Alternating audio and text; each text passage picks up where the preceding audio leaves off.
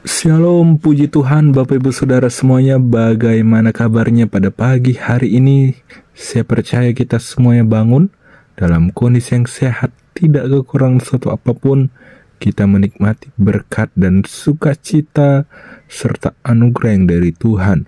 Pada pagi hari yang indah ini, saya mengajak kita merenungkan satu kebenaran firman Tuhan tentang menyadari kebaikan Tuhan.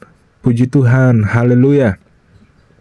Hari ini kita akan sama-sama merenungkan kebenaran firman Tuhan ini dari kitab Mazmur pasal 100 sampai 102, serta dari kitab 1 Korintus pasal yang pertama. Mari kita memperhatikan secara mendalam tentang pesan yang terkandung di dalam firman Tuhan, terutama tentang bagaimana kita dapat menyadari bahwa Tuhan senantiasa dan bahkan selalu baik bagi setiap kita. Bapak Ibu Saudara semuanya, ketika kita membaca dan merenungkan kitab Mazmur pasal ke-100, yang dimana kitab ini merupakan salah satu nyanyian pujian yang paling indah yang menggambarkan tentang kesetiaan serta kebaikan Tuhan kepada umatnya. Di dalam ayat yang keempat, pemazmur mengajak kita untuk mendekat kepada Tuhan dengan hati yang penuh syukur. Ia menuliskan bahwa masuklah melalui pintu gerbangnya dengan nyanyian syukur, ke dalam pelatarannya dengan puji-pujian. Bersyukurlah kepadanya dan pujilah namanya. Seruan ini mengingatkan kita bahwa setiap langkah kita haruslah disertai dengan rasa syukur yang tulus kepada Tuhan. Ini adalah pengingat untuk selalu mengisi hidup kita dengan pujian kepada Tuhan, bukan dengan kekhawatiran atau keluhan, melainkan dengan pengucapan syukur yang penuh atas segala kebaikan Tuhan yang melimpah dalam hidup kita. Firman Tuhan di dalam kitab Filipi pasal ke-4 ayat ke-6 mengajarkan kita untuk tidak khawatir tentang apapun, melainkan dalam segala hal melalui doa dan permohonan dengan ucapan syukur menyampaikan segala keinginan kita kepada Tuhan. Ini adalah suatu ajakan untuk kita senantiasa mau hidup dalam damai sejahtera yang berasal dari keyakinan bahwa Tuhan senantiasa baik dan setia. Kebaikan dan belas kasihannya bersifat kekal dan tidak pernah berubah. Oleh karena itu, kita semuanya dipanggil untuk mewariskan pengetahuan akan hal ini, bahwa kita harus senantiasa menyadari bahwa Tuhan senantiasa baik bagi setiap kita, yang dimana kebaikannya tidak hanya berlaku bagi kita, tetapi kebaikan yang sama akan senantiasa terus berlaku sampai kepada generasi yang berikutnya. Di dalam Mazmur pasal 100 ayat yang ke-5 menegaskan bahwa sebab Tuhan itu baik, kasih setianya untuk selama-lamanya, dan kesetiaannya tetap turun-temurun. Selanjutnya, di dalam Mazmur pasal ke-101, ketika kita membaca merenungkan pasal ini, kita dapat memahami tentang komitmen Daud untuk mau hidup dalam integritas dan ketaatan kepada Tuhan. Di dalam Mazmur ini, Daud mengingatkan kita akan janji Tuhan dan memberikan kita beberapa nasihat penting yang harus kita terapkan dalam kehidupan kita sebagai anak Tuhan. Dunia ini memang telah jatuh dalam dosa, namun firman Tuhan tetap menjadi pelita yang menuntun kita dalam jalan kebenaran. Di dalam Mazmur 19 ayat yang ke-13 mengingatkan kita bahwa firman Tuhan itu sempurna, memberi peringatan kepada orang yang bersalah, dan membawa kita kepada kebenaran.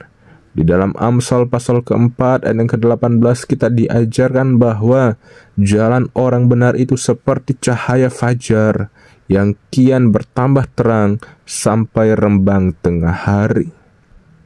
Dalam Mazmur ini, Daud menegaskan 3 keputusan yang diambilnya untuk hidup dalam kekudusan dan kejujuran di hadapan Tuhan. Yang pertama, di dalam Mazmur pasal 101 ayat yang kedua A, ia menuliskan, "Aku akan berperilaku bijaksana dengan cara hidup yang tidak bercela." Ini menunjukkan tekad Daud untuk hidup dengan bijaksana, menjaga tingkah lakunya agar selalu sesuai dengan kehendak Tuhan. Yang kedua, di dalam ayat yang kedua P, ia berkata, "Aku hendak hidup dalam ketulusan hati di dalam rumahku." Daud menyatakan bahwa di dalam rumahnya sendiri, Daud ingin hidup dengan hati yang tulus, tanpa kepura-puraan, yang mencerminkan suatu karakter yang sesuai dengan panggilan Tuhan. Hal yang ketiga, di ayat yang ketiga, ia menuliskan bahwa tiada kutaruh di depan mataku perkara dursila. Daud menjauhkan dirinya dari segala hal yang jahat atau yang bisa menyesatkannya dari jalan Tuhan. Pengingat-pengingat ini sangatlah relevan bagi kita yang hidup di zaman ini. Di tengah dunia yang penuh dengan godaan dan tantangan, kita semakin diajak untuk menjalani hidup yang tidak bercela, tulus, serta bersih di hadapan Tuhan. Kiranya nasihat ini menuntun kita dalam setiap langkah kita, sehingga kita dapat berjalan dalam kekudusan dan kejujuran dimanapun kita berada. Di dalam Mazmur pasal 102 ayat yang ke-13, pemazmur menyatakan, "Tetapi Engkau ya Tuhan bersemayam untuk selama-lamanya, dan namamu tetap turun-temurun." Ayat ini mengingatkan kita bahwa meskipun dunia ini sedang berlalu, Tuhan tetap berkuasa dan namanya akan kekal selama-lamanya. Di dalam 1 Korintus pasal 7 ayat yang ke-31 mengingatkan kita bahwa dunia ini sedang berlalu, dan oleh karena itu kita harus hidup dalam kekekalan dengan melakukan kehendak Tuhan. Di dalam 1 Yohanes pasal 2 ayat 15-17 juga mengingatkan kita agar kita tidak mencintai dunia atau hal-hal yang ada di dalamnya, melainkan senantiasa mau mengasihi Tuhan dan melakukan kehendak-Nya, karena hanya dengan cara itulah kita dapat tetap ada selama-lamanya. Mari kita senantiasa memegang teguh firman Tuhan ini, dan senantiasa kita menyadari akan kebaikan Tuhan bagi tiap diri kita.